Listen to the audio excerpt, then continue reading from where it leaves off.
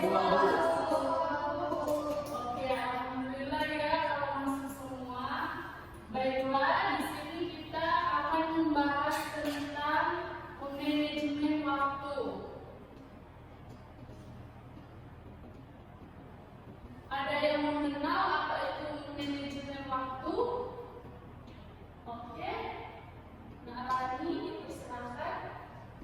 Informasi itu kesempatannya mungkin kalau perbedaannya manajemen waktu itu cara kita mengatur waktu untuk kegiatan kita sehari-hari supaya teratur tidak terlalu. Oke, baik sekali ya pendapat dari Narani. Satu lagi, oke, nah Stella, silakan. Setuju dengan pendapat tadi, Bu. Kalau manajemen waktu itu cara mengatur waktu dan memilah-milah waktu supaya kegiatan di hari itu tuh berjalan dengan baik dan terstruktur. Oke, benar sekali ya. Siapa yang ingin berpendapat lagi? Oke, silakan Nak Bagus. Baik Bu, kalau menurut saya manajemen waktu itu bagaimana cara kita sebagai siswa itu mengatur jam belajar Bu, supaya tidak maksudnya itu kalau misalnya ada ulangan atau ujian itu supaya kita bisa siap-siap terlebih dahulu untuk menghadapi ujian tersebut. Oke, benar sekali ya. Tepuk tangan dulu untuk teman-teman.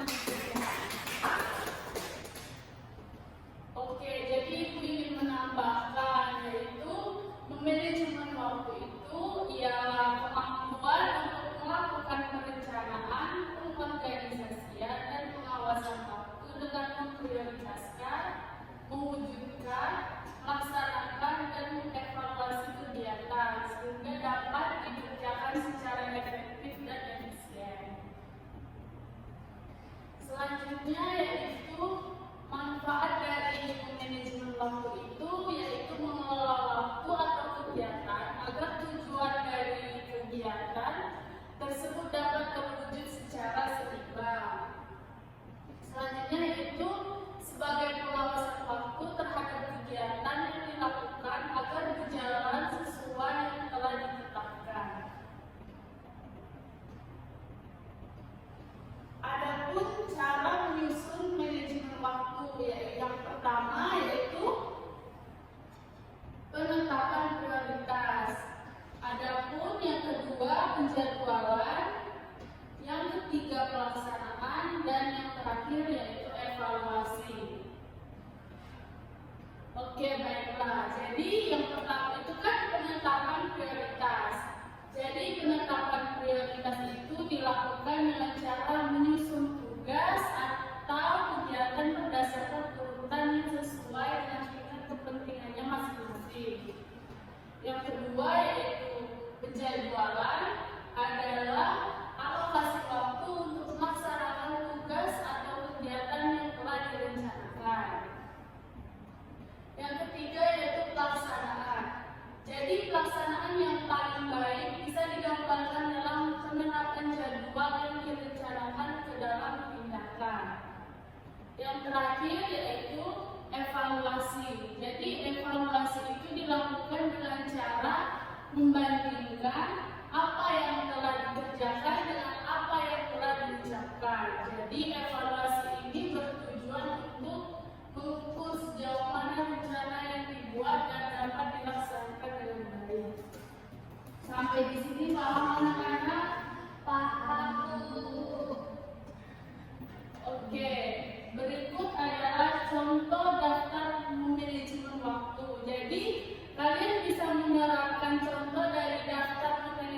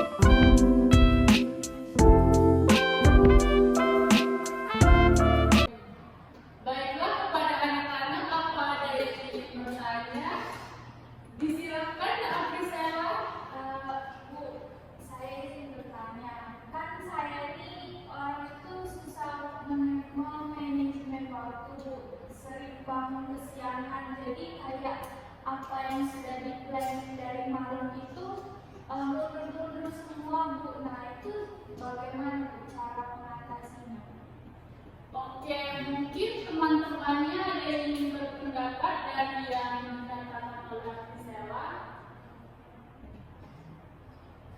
Oke, silakan Arani.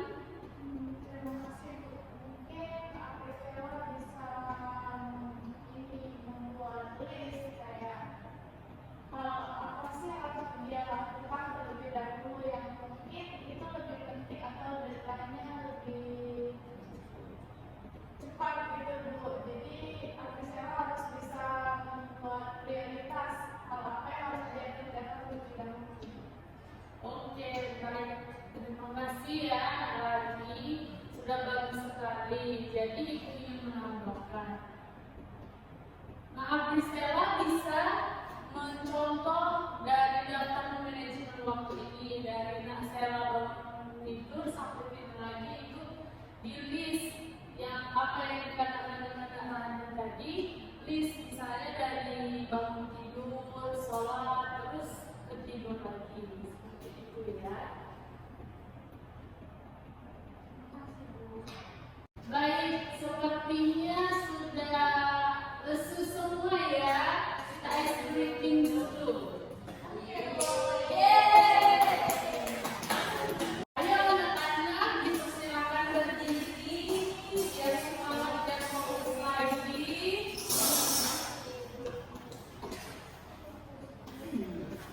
Jadi kita akan bermain ujung pegang, ujung pegang.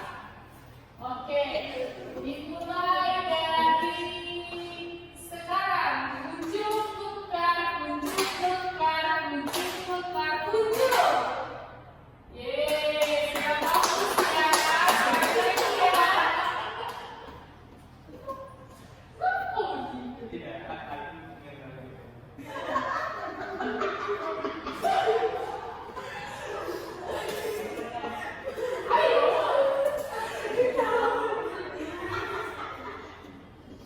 Baik, kita mulai kembali ya. Ujung pegang, ujung pegang, ujung pegang, ujung pegang. Oke, kita sudah fokus kembali.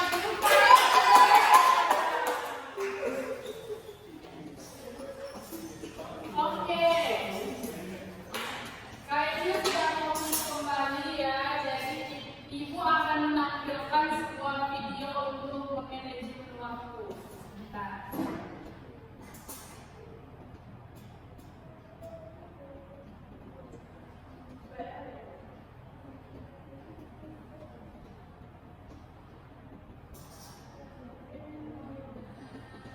Bentar ya, ada iklan sebentar.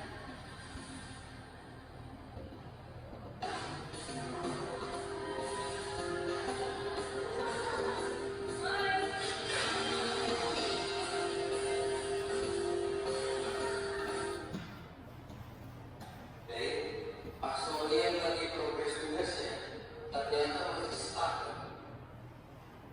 Gue punya waktu 24 jam, tapi kok kayaknya masih kurang.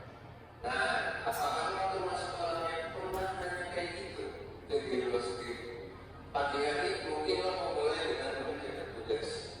Sayangnya meski udah lama baru dikerjain, pas Solian lagi progres tugasnya, ternyata masih stuck ngerjain tugas yang sama seharian. Padahal banyak tugas yang harusnya lo selesaiin hari ini. Kayak misalnya lo harus meeting, lo harus masak, belum lagi lo harus bersih rumah, dan mungkin telepon pacar. Belum lagi kalau lo mau merasa semua kegiatan dan tugas itu adalah prioritas yang penting. Dan lo kan cuma punya waktu 24 jam buat ngerjain semuanya. Hal ini mungkin bikin lo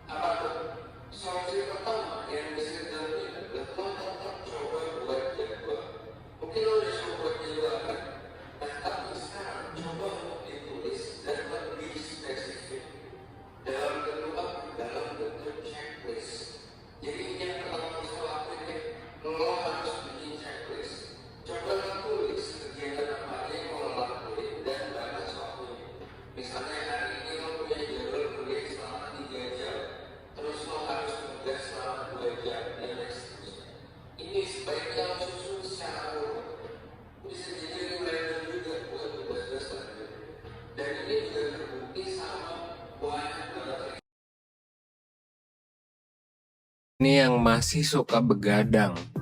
Mungkin ada dari lo sejak musim work from home, new normal ini ya, jadi sering begadang. Atau mungkin memang begadang itu udah jadi rutinitas lo.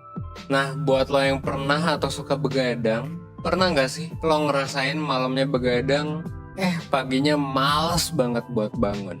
Seakan-akan gravitasi kasur tuh lebih kuat dari biasanya. Apalagi saat musim pandemi kayak sekarang ini ya. Ngantor, kuliah, dan sekolah ya di rumah. Makin aja males kan buat bangun gitu. Seharian pun bawaannya jadi males aja gitu. Nggak termotivasi. Akhirnya nggak selesai tuh banyak tugas-tugas kita. Nah, tapi sebenarnya begadang ini punya dampak buruk gak sih? Apa aja sih emang dampak dari begadang? Well, lo tonton videonya sampai habis ya, biar lo bisa dapat keseluruhan insight-nya.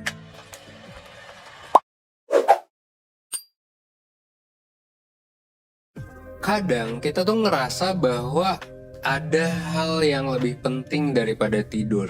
Entah itu nonton drama Korea gitu ya, jadi lupa waktu gitu.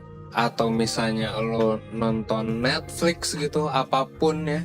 Jadinya ya udah tiba-tiba subuh aja gitu kita ngelakuin yang lain, gak tidur.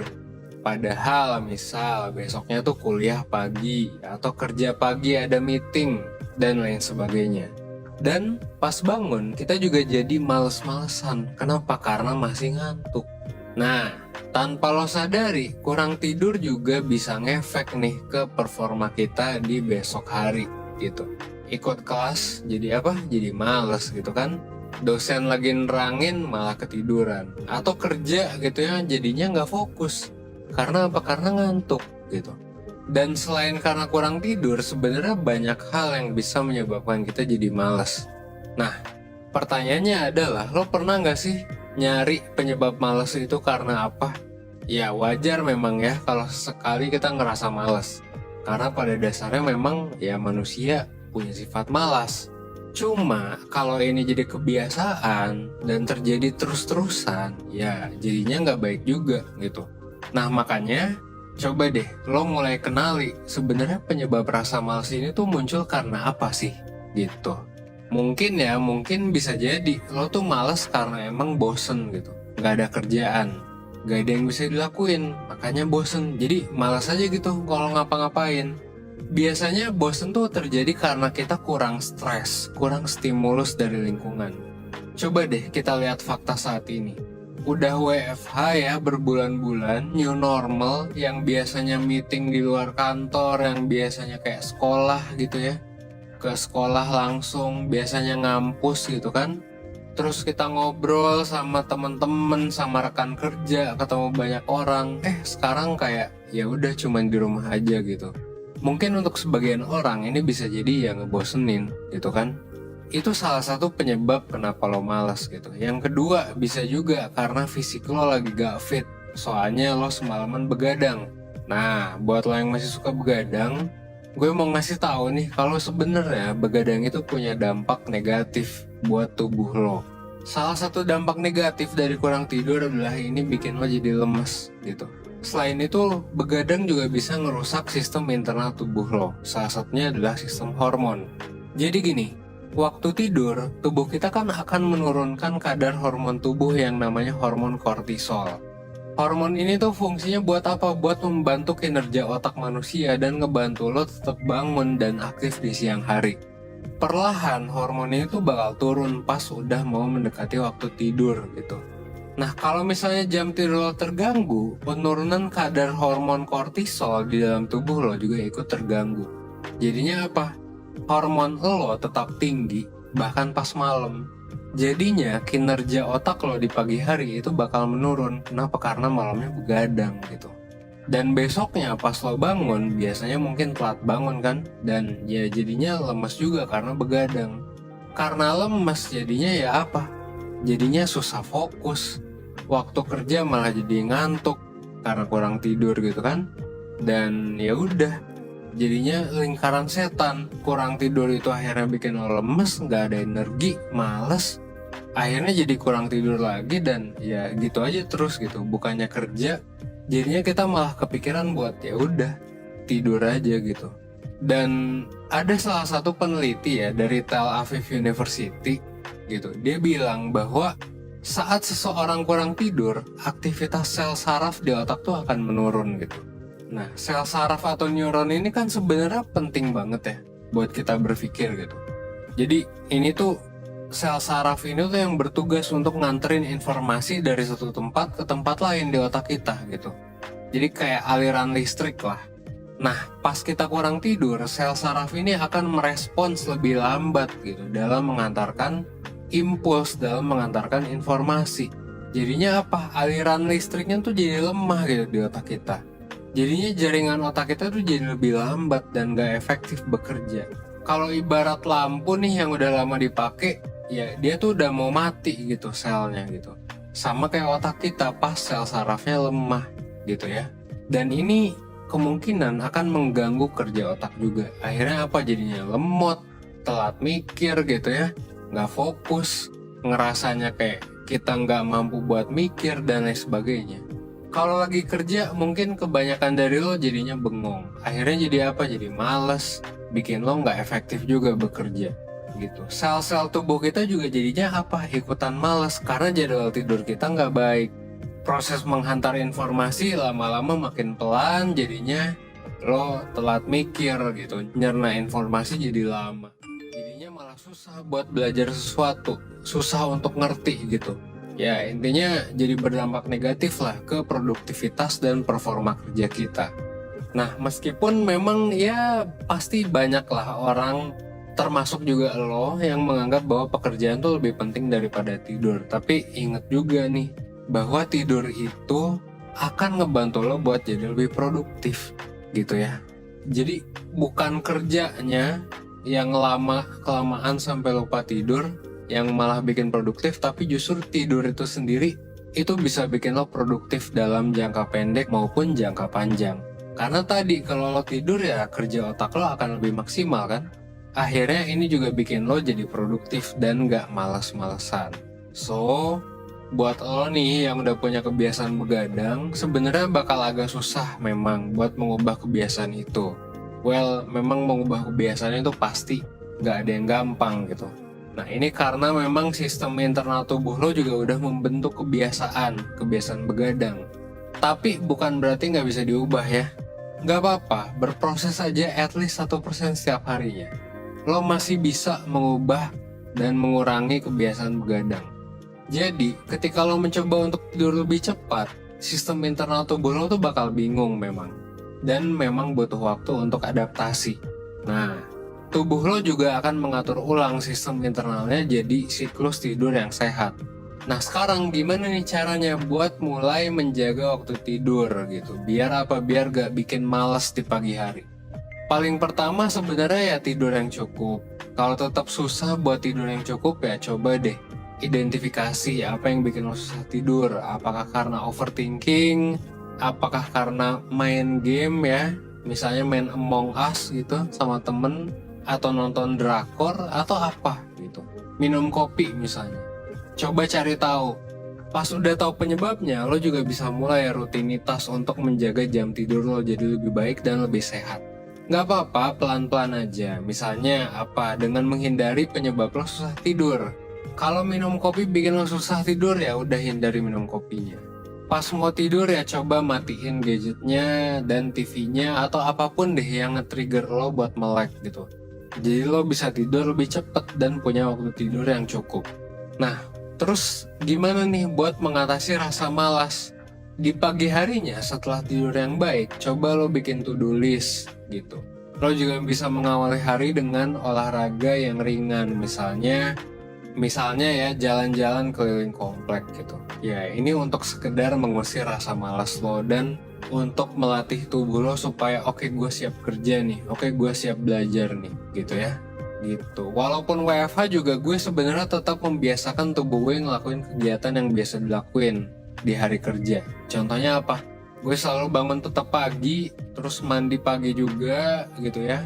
Ya seperti kebiasaan biasa aja ketika gue mau kerja meskipun work from office gitu. Bedanya ya gue kerjanya di rumah. Pakai bajunya juga pakai baju kerja gitu di rumah. Kenapa? biar lo bisa membangun rutinitas yang lama-lama bakal lo jalanin secara otomatis juga. Jadinya ini bakal mengurangi rasa malas lo gitu. Memang ya rasa malas tuh ya jadi penyakit semua orang lah ya. Nah, jadi kalau memang lo struggle gitu ya, lo ngerasa bahwa kok gue males gitu, ya it's okay, memang lo nggak sendirian. Hampir semua orang pasti ngerasain males gitu. Tapi meskipun ini wajar, meskipun ini kayak umum, tapi ya jangan didiemin juga kan gitu. Memang kalau ada hal-hal kayak gini yang bermasalah buat kita ya harus di-solve gitu kan.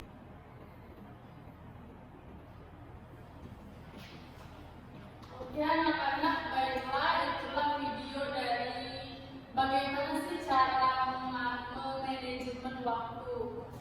Selanjutnya Ibu akan membagikan kertas tugas untuk kalian. Baiklah, di sini Ibu akan membagi 3 kelompok. Nah, jadi Salsa, Apisela, Selly itu mengerjakan satu lembar ini. Terus Novita, Rani, Bianca, mengerjakan satu lembar ini. Dan Adelina, Bagus sama Alfred. Nanti lembar ini dikumpul ke ketua kelas, nanti kumpul ke ibu ya. Baiklah, di sini ada yang bisa menyimpulkan dari materi kita yaitu manajemen waktu. Oke, silakan Ayunda.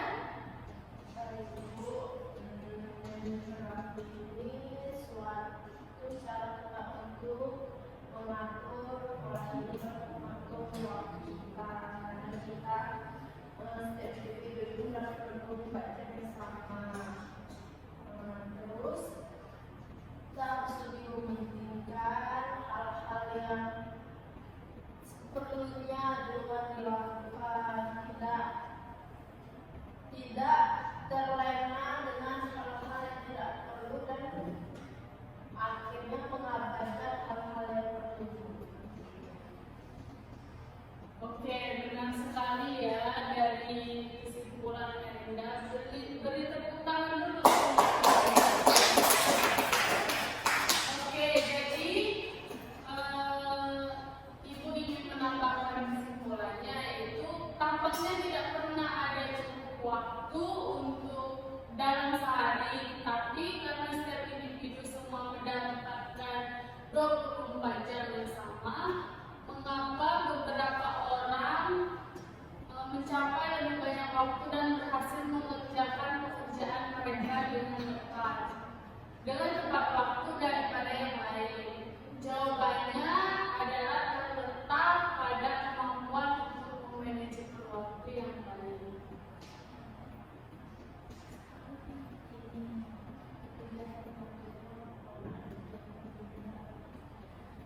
Baik, itulah kesimpulan kita tadi. Di sini Ibu akan mengabari lagi kegiatan kita selanjutnya kepada ketua kelas. Sekarang kita tutup dulu karena jam sudah habis. Baik, siapa yang bersedia untuk memimpin doa? Silakan, Alfred. Baik teman-teman, sekarang kita akan berdoa supaya materi yang kita dapat tadi bisa bermanfaat bagi kita semua.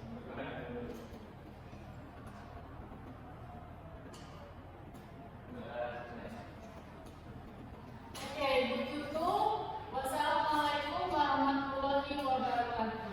Waalaikumsalam warahmatullahi wabarakatuh. Terima kasih.